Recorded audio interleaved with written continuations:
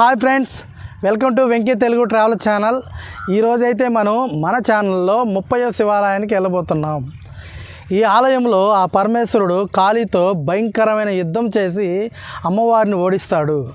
అసలు ఈ పురాతనమైన ఆలయం ఎక్కడుంది, ఈ ఆలయానికి మన తెలుగు రాష్ట్రానికి ఎలా వెళ్ళాలో ఈరోజు మన వీడియోలో అయితే చూద్దాం. పదండి ఫ్రెండ్స్. ఈ ఆలయం పేరు వడారణ్యేశ్వర ఆలయం. ఈ ఆలయం మన భారతదేశంలోని తమిళనాడు రాష్ట్రంలో తిరువల్లూరు జిల్లాలోని తిరువలంగాడ్లో ఉన్నది. తిరువల్లూరు నుండి అరకోణం వెళ్ళే మార్గంలో సుమారు 17 కిలోమీటర్ దూరంలో ఈ ఆలయం ఉన్నది. అరకోణం నుంచి కూడా ఈ ఆలయం 17 కిలోమీటర్లు ఉంటుంది. ఈ ఆలయానికి మన తెలుగు రాష్ట్రాల నుంచి ఎలా చేరుకోవాలో చూద్దాం. ఈ ఆలయానికి దగ్గరలో ఉన్న రైల్వే స్టేషన్ తిరువలంగాడ్ రైల్వే స్టేషన్. మరొక రైల్వే స్టేషన్ వచ్చేసి అరకోణం రైల్వే స్టేషన్. ఈ రైల్వే స్టేషన్ నుంచి ఈ ఆలయం 17 కిలోమీటర్ల దూరంలో ఉంటుంది. ఈ అరకోణం రైల్వే స్టేషన్కి మన తెలుగు రాష్ట్రాల నుంచి వారానికి 2 ట్రైన్స్ మాత్రమే అందుబాటులో ఉన్నాయి. అందుకని ఈ ఆలయానికి ఈజీగా చేరుకోవాలంటే మనం ముందుగా మన తెలుగు రాష్ట్రాల నుంచి చెన్నై చేరుకొని, చెన్నై నుంచి లోకల్ ట్రైన్స్లో ఈ తిరువలంగాడ్ రైల్వే స్టేషన్ చేరుకొని ఇక్కడి నుంచి నడుచుకుంటా కానీ లేదా ఆటోలో కానీ ఈ ఆలయాన్ని చేరుకోవచ్చు. నేనైతే మన నెల్లూరు నుంచి బయలుదేరుతున్నాను. నెల్లూరు నుంచి ట్రైన్లో చెన్నై చేరుకొని, చెన్నై నుంచి లోకల్ ట్రైన్లో తిరువలంగాడ్ చేరుకొని అక్కడి నుంచి నేను ఆలయం దగ్గరికి చేరుకున్నాను. ఇదే ఫ్రెండ్స్ శ్రీ వడారణ్యేశ్వర స్వామి ఆలయం. ఈ ఆలయం పాడల్ పెట్ర స్థలాల్లో ఒకటి. ఈ ఆలయంలో ఉన్న శివుడు స్వయంభూమూర్తిగా ఇక్కడ వెలిసాడని స్థల పురాణం చెప్తుంది. ఈ ఆలయం లోపలికి వెళ్తూ ఈ ఆలయం యొక్క స్థల పురాణం ఏమిటో తెలుసుకుందాం. ఈ ఆలయాన్ని మొదట చోళ మరియు పల్లవ రాజు వంశస్థులు నిర్మించారని నమ్ముతారు. ఇది చాలా పురాతనమైన దేవాలయం. ఈ ఆలయంలో లభ్యమైన రాతి శాసనాలు రాజు పరాంతక చోళ కాలం నుండి విజయనగరం చివరి రాజు వరకు ఉన్నాయి. పూర్వం ఈ గ్రామాన్ని పజయనూర్ అని, ఈ ఆలయం ఉన్న ప్రదేశాన్ని అలంగాడ్ అని పిలిచేవారు. దేవర కీర్తనలలో ఈ ప్రదేశం పజయనూర్ అలంగాడ్ అని పేర్కొనబడింది. పురాణాల ప్రకారం పురాతన కాలంలో ఈ ప్రాంతం మర్రి చెట్లతో దట్టమైన అడవిగా ఉండేది. ఒక మర్రి చెట్టు కింద స్వయంభులింగంగా కనిపించాడని ఇక్కడ వారు నమ్ముతున్నారు. కొంతకాలం తర్వాత ఒక ఆలయాన్ని నిర్మించబడింది. ఆలయంలో స్వామివారికి శ్రీ వడారణ్యేశ్వర స్వామి అని పేరు పెట్టారు. స్థల పురాణం ఏమిటంటే, ఇద్దరు రాక్షసులు శుంభన్ మరియు నిశుంభన్ శివుని ఆశీర్వాదం కోసం పూజ చేశారు.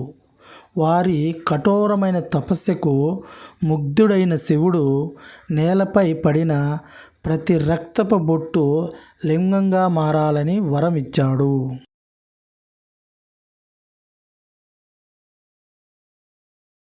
శివుని ఆశీర్వాదం కోరిన తర్వాత ఈ ఇద్దరు రాక్షసులు దేవతలను భయపెట్టడం ప్రారంభించారు. ఈ దేవతలందరూ వెళ్ళి ఆ పరమేశ్వరుణ్ణి ఏడుకున్నారు. ఈ రాక్షసుల బారి నుంచి మమ్మల్ని ఎలాగైనా కాపాడమని అడిగారు. అప్పుడు భద్రకాళిని సృష్టించమని శివుడు పార్వతీదేవిని కోరాడు. మరియు ఈ కాళి రాక్షసులను నాశనం చేయడానికి తిరువలంగాడు వెళ్ళమని కూడా సలహా ఇచ్చాడు. ఆ భద్రకాళి ఈ ఇద్దరు రాక్షసులతో భయంకరమైన యుద్ధం చేసి వారిని ఓడించి వారి రక్తాన్ని తాగింది. అయితే ఆమె రాక్షసుల రక్తం తాగినందువలన ఆమె తన ఇంద్రియాలపై నియంత్రణ కోల్పోవడం ప్రారంభించింది. భద్రకాళి తర్వాత రాక్షసంగా తయారయ్యి దేవతలనే భయపెట్టడం మొదలైంది. ఈ విషయంలో ఆ పరమేశ్వరుడు జోక్యం చేసుకోవడం జరిగింది. ఈ సమస్యను పరిష్కరించడానికి శివుడు మరియు పార్వతీదేవి ఈ ప్రాంతానికి వచ్చారు. ఇంద్రియాలను అదుపులో పెట్టుకొని కాళి శివునితో యుద్ధం చేయడం ప్రారంభించింది. బ్రహ్మదేవుడు, మహావిష్ణువు మరియు ఋషి నారదుడు జోక్యం చేసుకొని ఒక పోరాటానికి బదులు నాట్య పోటీని అంగీకరించేలా చేశారు. ఆ ఇద్దరు ప్రదర్శించడానికి అంగీకరించారు. ఈ నాట్యానికి బ్రహ్మ మరియు విష్ణువు సంగీతాన్ని అందించారని నమ్ముతారు. శివుడు 17 రకాల నాట్యాలని ప్రదర్శించాడు. చివరగా శివుడు తన ఊర్ధ్వ తాండం చాలా వేగవంతమైన కదలికలతో ఒక నృత్యాన్ని ఆడాడు. శివుడు ఉద్దేశపూర్వకంగా తన కుడి చెవిపోగును నేలపై పడవేసి అతని కుడి కాలు మీద నిలబడి తన ఎడమ కాలి బొటన వేలుతో చెవిపోగిని ఎత్తుకొని నాట్యంలో మళ్ళీ ప్రదర్శించాడు. ఆ భద్రకాళి ఆ పరమేశ్వరుడితో నాట్యాన్ని చేయలేక ఓటమిని అంగీకరించింది. ఓకే ఫ్రెండ్స్, ఈ ఆలయం లోపలికైతే మనం వచ్చేసాము. ఆలయం లోపలికి రాగానే ఎడమవైపు నటరాజ విగ్రహం ఎడమ కాలు దాదాపు ఎడమ చెవిని తాకినట్లుగా కనిపిస్తూ ఉంటుంది. కావాలంటే మీరు కూడా ఒకసారి చూడండి ఫ్రెండ్స్. ఎదురుగా స్వామివారిని దర్శించుకొని కొంచెం లోపలికి వెళ్ళగానే మనకి స్వామివారి యొక్క లింగరూప దర్శనం జరుగుతుంది. ఫ్రెండ్స్, నేను వచ్చే దారిలో తామర పువ్వులు అయితే కోసుకొని వచ్చాను. అవి అనుకోకుండా ఇక్కడ స్వామివారికి సమర్పించాను. ఇవే తామర పువ్వులు ఫ్రెండ్స్.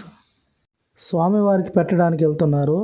స్వామివారు చూడండి ఎంత కళగా ఉన్నాడో. ఇక్కడ ఎన్ని చెప్పుకున్నా ఆ శివయ్య దర్శనం ఎంతో కమనీయంగా ఉంటుంది. ఆ తామర పూలు స్వామికి సమర్పించిన తర్వాత నాకు వచ్చిన ఆనందం ఊహకు కూడా అందదు ఫ్రెండ్స్. స్వామివారిని దర్శించుకొని బయటికి ఇలా వచ్చాను ఫ్రెండ్స్. వెనక వైపు అయితే చాలా అమోఘంగా ఉంటుంది. చిన్న చిన్న విగ్రహాలు మరియు నాగశిలలు కూడా ఇక్కడ మనకి చూడవచ్చు. అదేవిధంగా బయట కూడా ఒక లింగం ఉంటుంది. ఈ లింగాకారం చాలా బాగుంటుంది ఫ్రెండ్స్. నేనైతే ఒకసారి దగ్గరగా వెళ్ళి దండం పెట్టుకుందామని వెళ్తున్నాను. మీరు కూడా చూడండి ఎంత బాగుందో ఇక్కడ ఉన్న శివలింగం. ఈ ఆలయం చాలా పెద్దది. ఈ ఆలయాన్ని చూస్తుంటే మనకి చిదంబరం చూసినట్టే ఉంటుంది. మీరు కానీ ఒకవేళ చిదంబరం కానీ వెళ్ళి కానీ ఉండుంటే ఈ ఆలయాన్ని చూడంగానే మీకు ముందు చిదంబరం గుర్తొస్తుంది. ఓకే ఫ్రెండ్స్, మరొక పురాతనమైన శివాలయంతో మీ అందరి ముందుకు వస్తాను. అప్పటి వరకు బాయ్.